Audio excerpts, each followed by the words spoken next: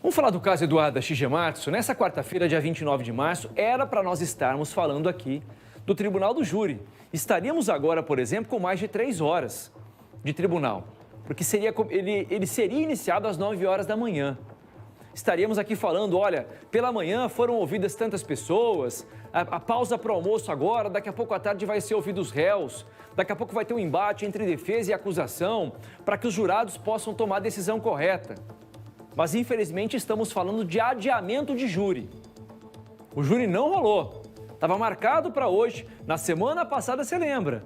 A defesa tentou pedir o desaforamento, ou seja, mudar o local de julgamento. Não seria em Rolândia. A defesa argumenta que há uma comoção popular muito grande na cidade. O Tribunal de Justiça, os desembargadores, que são juízes de segunda instância, entenderam que não, que o julgamento tem sim que acontecer em Rolândia. E o que a defesa faz agora? Ela sobe mais um degrau. Ela vai para o STJ em Brasília. E há um habeas corpus, uma decisão para que o tribunal seja adiado.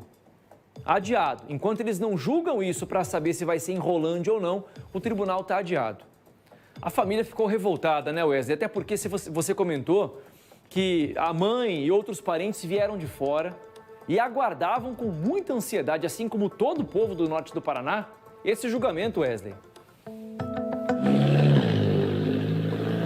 Viajaram mais de 700 quilômetros, se prepararam no serviço, pediram férias para poder chegar então até esse julgamento que não aconteceu. Essa é a terceira vez que o julgamento é adiado nesse processo então que apura a causa da morte da Eduarda Shigematsu, né? Se o pai dela teria assassinado mesmo essa menina ou se ele teria apenas enterrado o corpo. Ele será julgado pelo Tribunal do Júri. A primeira data, Parra, que foi marcada era para 24 de março do ano passado, ou seja, há um ano atrás já era para ter sido feito esse Tribunal do Júri. Mas à época o Ministério Público alegou então que uma testemunha essencial não tinha sido intimada, a defesa da avó, a Terezinha de Jesus Guinaia, também preferiu trocar uma testemunha e o Ricardo Seide, que é o pai de Eduarda, tinha acabado de trocar de advogados. Então foi remarcada uma nova data para 26 de maio do ano passado, mas também não aconteceu. Na época, a defesa dos réus pediu uma nova reconstituição do caso, uma nova perícia e nós fizemos a cobertura aqui na RIC TV. A Polícia Científica foi até Rolândia e fez uma nova perícia, mas, segundo os peritos, não foi possível emitir novos laudos por conta que as casas em que a Eduarda teria sido morta e onde o corpo foi encontrado teriam passado por reformas e não foi possível então realizar novos laudos. A defesa até tentou pedir uma nova reconstituição, mas a Justiça negou. E agora então, pela terceira vez, o Tribunal do Júri foi cancelado. Dessa vez, como você bem explicou, a defesa pede o desaforamento, ou seja, que esse Tribunal do Júri não aconteça em Rolândia e seja levado então para outra cidade. O Ricardo Seide, ele responde pelos crimes de homicídio triplamente qualificado, também pela ocultação de cadáver, já que ele enterrou o corpo da filha no quintal de uma casa no centro de Rolândia, e pela falsidade ideológica. Um boletim de ocorrência foi registrado de desaparecimento mesmo depois que o corpo já estava enterrado. Já a Terezinha de Jesus Guinaia, que é a avó paterna dessa menina, ela responde então pela ocultação de cadáver. Segundo a polícia, ela sabia que o filho tinha enterrado o corpo e também responde pela falsidade ideológica. Foi ela que registrou o boletim de ocorrência. A defesa da Terezinha alega que ela ficou sabendo da morte de Eduarda Shigematsu só depois que o corpo foi encontrado. Hoje nós fomos até Rolândia, onde era para estar acontecendo então esse Tribunal do Júri, e conversamos com os familiares de Eduarda, incluindo a Jéssica Pires, ela que é a mãe de Eduarda e vive essa dor já há aproximadamente 4 anos. O crime aconteceu em abril de 2019. Muito emocionada, ela relembrou, teve que reviver então tudo o que aconteceu por conta do Tribunal do Júri, que não aconteceu hoje. Vamos ouvir um trechinho da entrevista da Jéssica. Muito emocionada, ela lembra daquela época em que o corpo foi encontrado. Segundo ela, os principais suspeitos do crime ainda tentaram, de alguma forma, confortar a mãe e disseram que a menina seria encontrada com vida, mas na realidade, Eduarda já estava morta. Vamos ouvi-la. Até um dia antes eu estive com ela, a gente conversou. Ela falou que ele não queria que ela ficasse conversando no meio da rua, com os amigos e tal, que ele ficava bravo, mas é só isso. Ele não batia nela, não tinha... Era só isso, que ele não queria que ela ficasse na rua, sabe? E ela falou isso, eu falei, ele tá cuidando, é normal, o pai... Percebeu alguma mudança de comportamento dela em algum momento? Não, ela estava muito feliz, a gente dançou, ela pegou meu celular, tirou foto. Não havia nenhuma suspeita que isso... Não, de jeito nenhum. Tanto que quando ela sumiu, assim, eu nunca imaginava.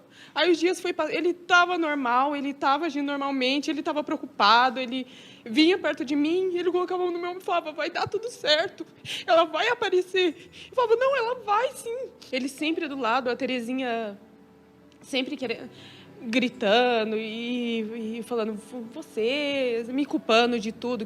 Ele me defendia, ele falava, ela vai aparecer, Jéssica, calma, ela vai aparecer. Sabe? A gente sentava no sofá, conversava, ele estava normal. Jamais imaginava. E quando você descobriu que o corpo tinha sido enterrado pelo pai? Jéssica?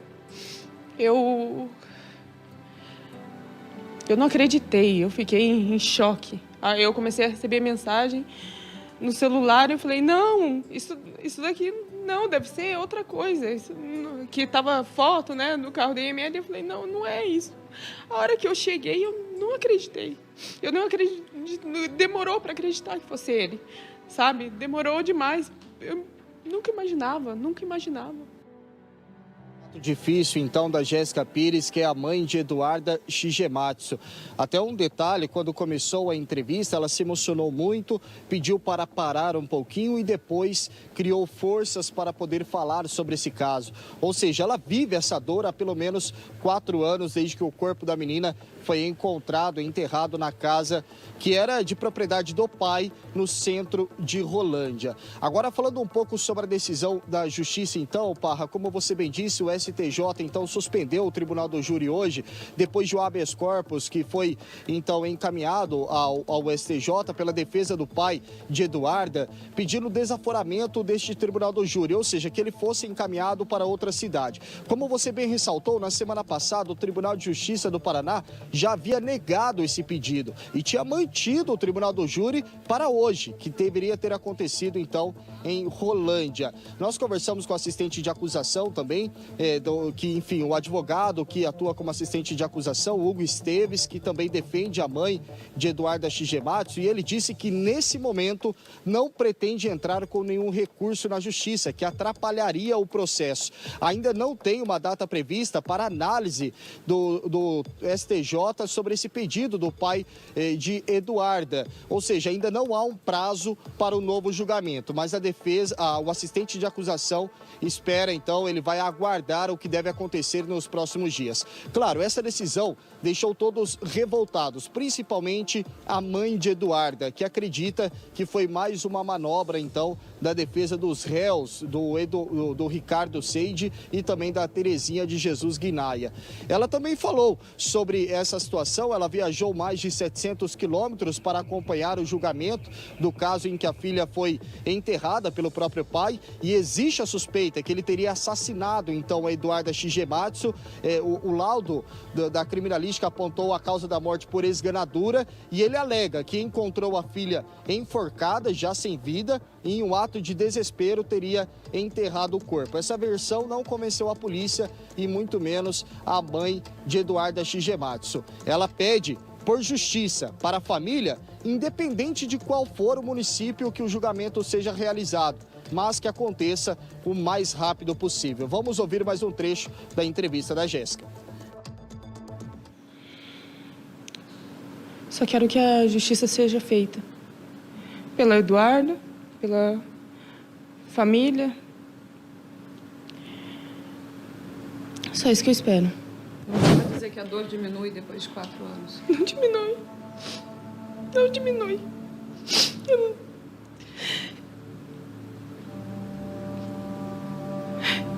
E a Terezinha também, solta pela cidade, vivendo a vida dela. A minha filha não tá aqui mais. A minha filha... É um sentimento de revolta. A justiça não está sendo feita. Você acredita que a avó, então, também seja culpada? Sim. Acredito. Ela deveria ser julgada também? Com certeza. Ela não deveria. Tá solta. Vivendo a vida normalmente, dando risada no meio da rua. Não deveria. Eu encontrei com a minha filha um dia antes. Ela estava feliz. Ela ia para um passeio, ela estava feliz. A gente conversou bastante. Ela não ia fazer isso. Ela não faria isso. Você acredita que ele, então, te levou? Sim, foi ele. Eu não... Assim... Eu não quero saber... Eu só quero que ele seja julgado, a Terezinha seja julgada, pelo menos para trazer um conforto, né? Eu sei que ele não vai ficar preso muito tempo, né? Porque a justiça é falha, mas pelo menos traga, de certa forma, um alívio. A dor não vai passar. Depoimento de uma mãe revoltada, como muita gente também está, pelo fato do julgamento não ter acontecido hoje. Se for em Rolândia, se for em Londrina, se for em Ponta Grossa, em Curitiba, ele tem que acontecer. E daqui a pouco eu vou conversar ao vivo aqui no estúdio com um advogado para explicar por que disso. É uma estratégia para ganhar tempo, faz parte do processo, a gente vai entender melhor isso. Mas antes eu tenho uma reportagem do Pedro Marconi mostrando também o outro lado. A alegação da defesa do Ricardo Seide e da Terezinha de Guiné de Jesus. O que eles argumentaram para fazer esse pedido ao STJ em Brasília, mesmo tendo uma decisão desfavorável no Tribunal de Justiça em segunda instância, pedindo lá para o STJ para que o julgamento não acontecesse hoje. Vamos entender na reportagem do Pedro Marconi e daqui a pouco eu converso ao vivo com o advogado. Roda. Logo que saiu a decisão do Superior Tribunal de Justiça, os advogados de Ricardo Seide foram até a PA1 dar a notícia ao réu. O julgamento que envolve a morte de Eduarda Shigematsu, que deveria acontecer nesta quarta-feira em Rolândia, foi suspenso pelo STJ a pedido da defesa do pai da garota, que quer transferir o tribunal do júri para outra cidade. A fundamentação ela é praticamente a mesma que tinha sido apresentada para o TJ Paraná, relativo à dúvida quanto à imparcialidade dos jurados. Essa imparcialidade seria por conta da comoção do caso? Acontecer algum tipo de situação que também leva a esse entendimento? Sim, não só a comoção social, como a exploração midiática, mas a proximidade da comunidade com os acusados e com a vítima também. Na semana passada, os advogados já haviam tentado o desaforamento do júri no Tribunal de Justiça do Paraná, o que foi negado. Mas no recurso ao STJ, o ministro Ribeiro Dantas atendeu aos argumentos. Os defensores sustentam que a casa de Ricardo e da mãe dele, Terezinha de Jesus Guinaia, que também é ré, já chegou a ser depredada, o que mostraria a parcialidade dos moradores com o caso. A decisão é liminar, ou seja, ainda cabe recurso e também terá que ser confirmada pelos demais ministros do STJ durante sessão. Mas não existe um prazo para que isso ocorra. Até lá, o julgamento segue suspenso. Será concedido o pedido que será desaforado o julgamento para uma outra comarca. As teses defensivas elas serão exploradas na sessão plenária. Por enquanto, nós estamos preocupados com os procedimentos legais e de garantir ao Ricardo um julgamento justo e imparcial. Essa é a terceira vez que o júri popular sobre a morte de Eduarda é suspenso no período de 1 ano. Em 2022, a defesa de Ricardo já tinha conseguido alterar a data 2 vezes. Uma delas foi para que uma nova perícia fosse feita na casa onde a criança morava com o pai e a avó. Porém, o local estava alterado, o que impossibilitou a análise da polícia científica. O julgamento era muito aguardado pela população de Rolândia, que até hoje se revolta com o caso. Eu conhecia a mãe dele, tudo, ele, desde pequenininho, assim. Você acha que foi um crime muito bárbaro em relação à criança? Muito bárbaro. Chocou Rolândia. Assassinada pelo próprio pai, né? Isso é imperdoável, né? Eduarda tinha 11 anos e vivia com o pai e a avó desde os 3 anos de idade. Ela foi vista com vida pela última vez no dia 24 de abril de 2019. Imagens de câmeras de segurança registraram ela entrando na casa da família após chegar da escola. A garota foi dada como desaparecida pela avó, mas 4 dias depois veio a descoberta. O corpo de Eduarda foi encontrado pela polícia enterrado na garagem de um imóvel de Ricardo, na área central, onde ele foi no mesmo dia do sumiço da filha. A partir de então, ele se tornou o principal suspeito do crime.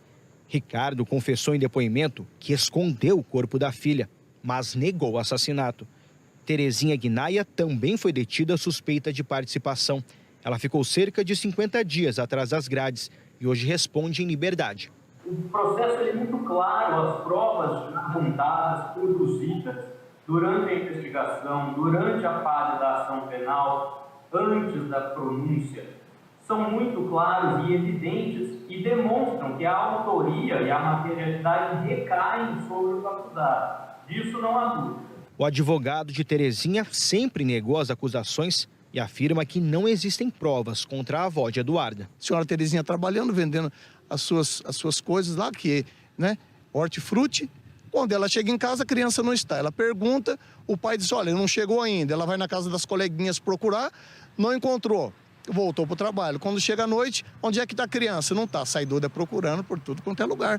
Onde é que está essa criança? Onde é que está essa criança? Não encontrou. Ricardo Seide é acusado de homicídio triplamente qualificado, ocultação de cadáver e falsidade ideológica, enquanto que Terezinha Guinaia responde por ocultação de cadáver e falsidade ideológica.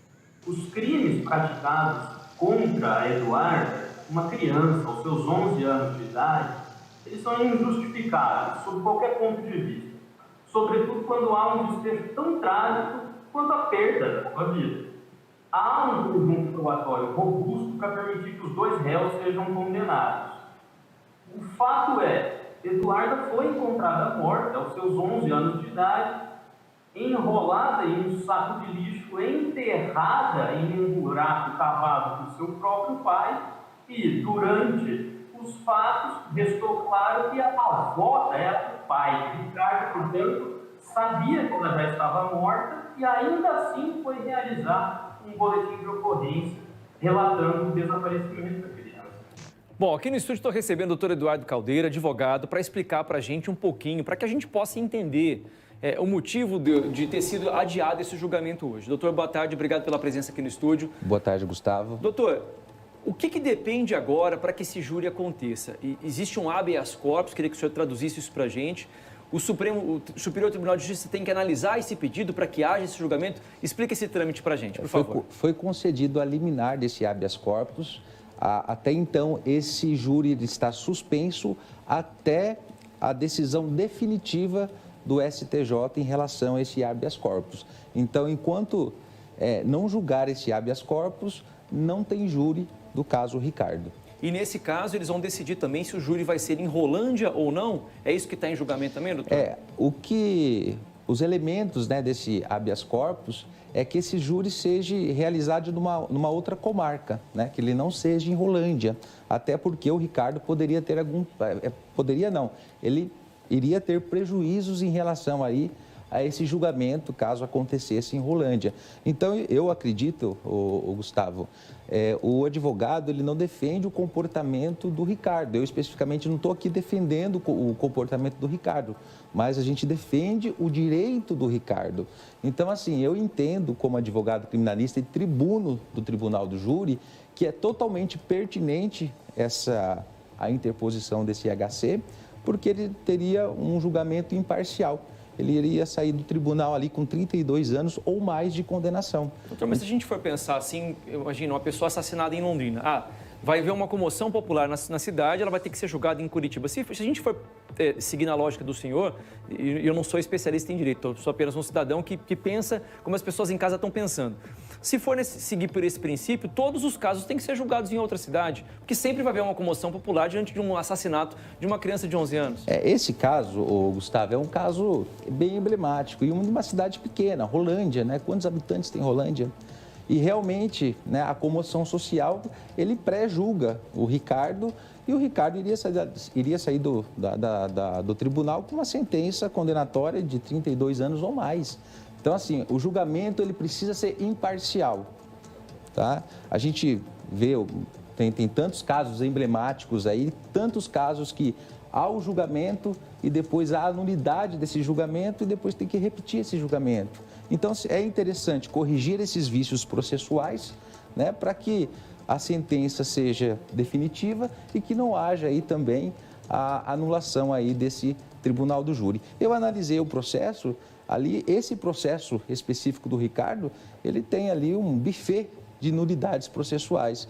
Então, assim, essa questão é uma nulidade processual e tem outras nulidades processuais aí que a defesa também pode arguir aí em qualquer momento aí do processo. Quando o senhor fala em nulidade processual, para o pessoal de casa poder entender, o senhor acredita que existem brechas ali no processo que podem anular esse julgamento no caso de uma possível condenação? Exatamente, né? Vamos imaginar que esse júri ele seja transferido aí para Curitiba, tá? Existem outras nulidades processuais aí na instrução do processo. Isso aí pode ser matéria de um outro HC, de outra medida processual. O direito não é uma ciência exata, tá? Então, o que pode ser certo para um profissional pode ser errado para o outro. Mas analisando o processo, e pela experiência que a gente tem em tribunal de júri, em processo criminal, tem várias nulidades processuais e esse caso é um caso aí que vai demorar aí para ter um resultado definitivo. Só para a gente poder finalizar, essas decisões do STJ, elas costumam demorar a acontecer, doutor? Não existe um prazo específico para isso? Não tem prazo determinado. Em regra, assim, o que a gente vem vendo do STJ aí vai em torno aí de 6, 7, 8 meses aí para ser julgado. Então, tá? possivelmente, a gente não possa não ter esse julgamento desse caso esse ano. Exatamente. E a defesa também, caso, vamos imaginar que esse HC, no mérito, ele seja negado. O que é o mérito? O colegiado decide ali que aquela liminar, ela não pode dar continuidade nessa liminar. Cabe outros recursos. Esses recursos dão o efeito suspensivo. Enquanto não julgar essa questão, o tribunal do júri ele fica suspenso. Como o doutor disse, o direito não é uma ciência exata, nem sempre 2 mais 2 são 4. Então, é difícil, para quem está no meio, é mais fácil compreender isso que acontece. Para quem está de fora, para quem quer a justiça seja feita num caso como esse, fica difícil de engolir certas coisas que a justiça estabelece. Doutor, obrigado por esclarecer esses fatos aqui no nosso programa. E viu? Só lembrando que eu, na condição, não estou defendendo a conduta do Ricardo, só não. explicando. Eu estou defendendo o direito do Ricardo e de qualquer outro réu aí que passa por essa situação. Então, o direito de defesa é um direito líquido e certo e a defesa está exercendo esse direito de uma forma que eles entendem que é plausível aos interesses do Ricardo e está correto, tem que defender mesmo, é o direito do Ricardo, não em relação ao comportamento aí do senhor Ricardo. Obrigado, Gustavo. Eu que agradeço, Estou à doutor. disposição aí para qualquer outro tipo de esclarecimento em relação a esse júri e qualquer outro caso do âmbito criminal. Tá bom, doutor. Obrigado pela participação. 12h41. Vamos falar do caso Eduardo da Shigematsu. Eu recebi aqui no estúdio hoje o doutor Eduardo Caldeira, ele que é advogado e ele que já participou de tribunal do júri, ele foi explicar para a gente o porquê desse adiamento no julgamento. A gente, como leigo, e que quem quer justiça, afinal de contas, a gente teve uma criança assassinada, segundo a polícia e o Ministério Público, pelo próprio pai, por esganadura, enterrada, jogada num saco preto, enterrada na garagem de casa. O doutor falou que há essa possibilidade do julgamento ser adiado, porque no entendimento dele e dos advogados também de defesa, se ele for julgado em Rolândia, ele já vai sair de lá, ele já vai condenado, porque há uma comoção social. Eu disse para ele o seguinte, doutor, todos os crimes, então, de comoção social têm que ser julgados fora do município? Eu acho que não, mas eu sou leigo, né? Eu acho que não. Senão a pessoa assassinada em Londrina, vai ter um julgamento, vai ter que ser em Curitiba. Porque se for em Londrina, já vai ser condenada a pessoa. Eu acredito que não tem que ser assim.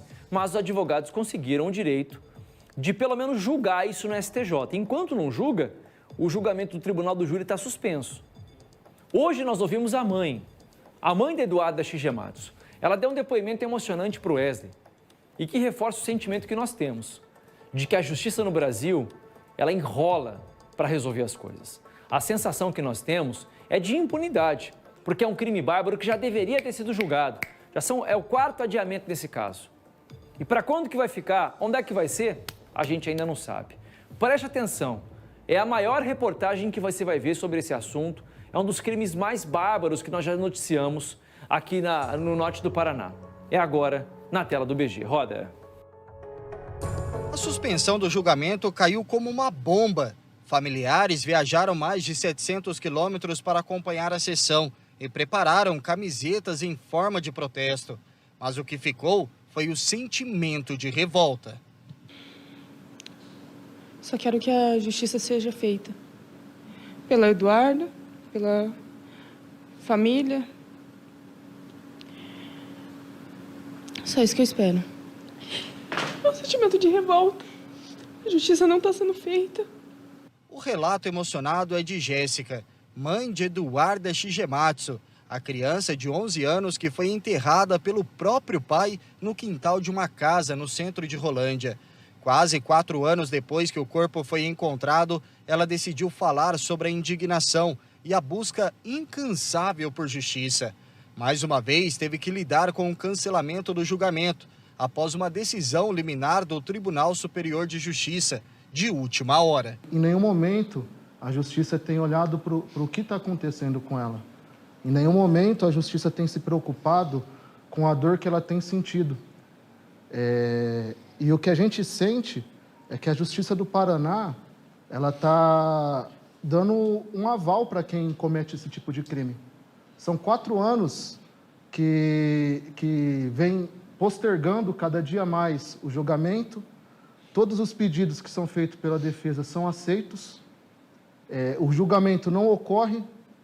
E a sensação que a gente dá para a população do Paraná é que você pode cometer um crime que você não vai ser julgado. A Duda, ela ficou muito tempo comigo, né? Cresceu junto com a minha filha. E a sensação, na hora que a gente chegou aqui, realmente foi ficar sem chão.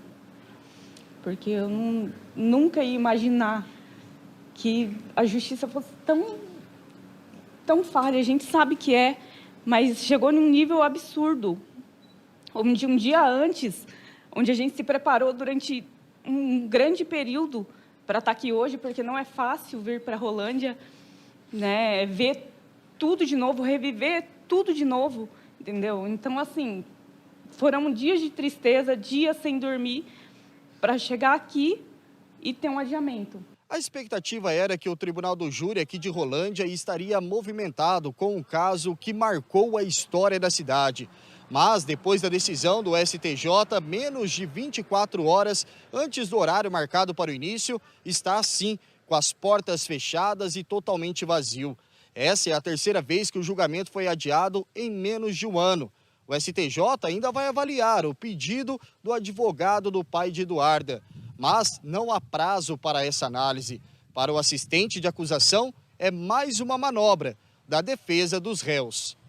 É uma estratégia, ainda que lícita, da defesa, mas sim, é uma estratégia para adiar o julgamento, porque a nossa luta hoje, no processo, é para que os dois sejam levados à júri. O que não aconteceu. O crime ocorreu já faz 4 anos. A gente não está nem discutindo aqui uma apelação em relação à eventual absolvição dos dois. Os dois não foram levados à júri até hoje. Ricardo Seide, pai de Eduarda, é acusado por homicídio triplamente qualificado, ocultação de cadáver e falsidade ideológica. Já Terezinha de Jesus Guinaia, avó paterna, por falsidade ideológica e ocultação de cadáver. A primeira data marcada para o júri foi 24 de março do ano passado. Na época, o Ministério Público informou que uma testemunha essencial não havia sido intimada. A defesa da avó queria trocar uma testemunha e o pai tinha trocado de advogados. O julgamento foi remarcado para 26 de maio e novamente não aconteceu após um episódio emblemático no processo. O pedido de uma nova reconstituição nas casas onde Eduarda teria sido morta e o corpo foi encontrado. Em depoimento, Ricardo confessou a ocultação de cadáver da filha, mas negou o assassinato. Alegou que encontrou Eduarda enforcada e, em um ato de desespero, resolveu enterrar o corpo. Por mais que não acreditem, eu encontrei ela enforcada. Ela tinha feito no trinco da porta um nó e tinha se enforcado. Mas o laudo apontou a causa da morte por esganadura. O homem está preso na penitenciária estadual de Londrina. A versão dele não convenceu a polícia e muito menos a mãe da criança. É impossível. Eu encontrei com a minha filha um dia antes. Ela estava feliz. Ela ia para um passeio, ela estava feliz. A gente conversou bastante, ela não ia fazer isso. Ela não faria isso. Você acredita que ele, então, tirou? Sim, foi ele. Terezinha registrou um boletim de ocorrência de desaparecimento antes do corpo ser encontrado. Ela ficou presa por cerca de 50 dias e responde o processo em liberdade. A defesa alega que ela só ficou sabendo sobre a morte da neta depois que o corpo foi encontrado. A Terezinha também solta pela cidade, vivendo a vida dela. A minha filha não está aqui mais. A minha filha... Você acredita que a avó, então, também seja culpada? Sim. Acredito. Ela deveria ser julgada também? Com certeza. Ela não deveria. Tá solta. Vivendo a vida normalmente, dando risada no meio da rua. Eduarda era carinhosamente chamada de Duda pela família e morava com o pai e a avó desde os 3 anos de idade no norte do Paraná. Os principais suspeitos do crime tentaram consolar a mãe da criança, dizendo que ela seria encontrada com vida, afastando qualquer suspeita do que teria acontecido. Não havia nenhuma suspeita que... Não, de jeito nenhum. Tanto que quando ela sumiu, assim, eu nunca imaginava. Aí os dias ele estava normal, ele estava agindo normalmente, ele estava preocupado, ele vinha perto de mim, ele colocava a mão no meu ombro e falava, vai dar tudo certo, ela vai aparecer. Eu falava, não, ela vai sim. Ele sempre do lado, a Terezinha sempre querendo... gritando e falando, você, me culpando de tudo. Ele me defendia, ele falava, ela vai aparecer, Jéssica, calma, ela vai aparecer. Sabe? A gente sentava no sofá, conversava e ele estava normal. Jamais imaginava. E quando você descobriu que o corpo tinha sido enterrado pelo pai? Jéssica? Eu não acreditei, eu fiquei em choque. Aí eu comecei a receber mensagem no celular, eu falei, não, isso daqui não, deve ser outra coisa. Isso, que estava foto, né, no carro da EML, eu falei, não, não é isso. A hora que eu cheguei, eu não acreditei. Eu não acreditei, demorou para acreditar que fosse ele, sabe? Demorou demais. Eu nunca imaginava. A tia revelou que a intenção da criança era se mudar para o interior de São Paulo com a mãe e outros familiares. Mas não deu tempo. A gente conversava por mensagem sempre que podia e ela falava que queria ir para lá, que seria o próximo passo, que nas férias escolares que estavam se aproximando, ela iria para lá com a gente. Nas ruas de Rolândia, que tem um pouco mais de 68 mil habitantes, a suspensão do júri popular foi o assunto principal entre os moradores. A população ficou revoltada com a decisão. Eu acho que é ruim, que tem que ser julgado aqui mesmo. Não pode levar para fora, né? Porque, já pensou, o pai e a avó? É uma judiação, né? Porque eu acho que para a família mesmo é uma angústia, né? Minha opinião é que se for provado que for verdade, que ele pague pelo que ele fez. Para a acusação e os familiares que vieram do interior de São Paulo, não importa a cidade em que o tribunal do júri seja realizado. O que eles esperam é que a justiça seja feita e o quanto antes. Para nós é irrelevante que esse júri se altere ou não de comarca. Desde que o júri ocorra, é a única coisa que interessa para nós. Não quero saber... Eu só quero que ele seja julgado, a Terezinha seja julgada, pelo menos para trazer um conforto. Né? Eu sei que ele não vai ficar preso muito tempo, né? Porque a justiça é falha, mas pelo menos traga, de certa forma, um alívio. A dor não vai passar. E você viu que o depoimento da Jéssica é o seguinte, ela fala, eu sei que ele não vai ficar preso por muito tempo. Então a própria mãe já está desmotivada com a justiça, né? Ainda mais sendo que a filha não vai ser, o caso não vai ser julgado agora. Vamos ver, né? 1h46.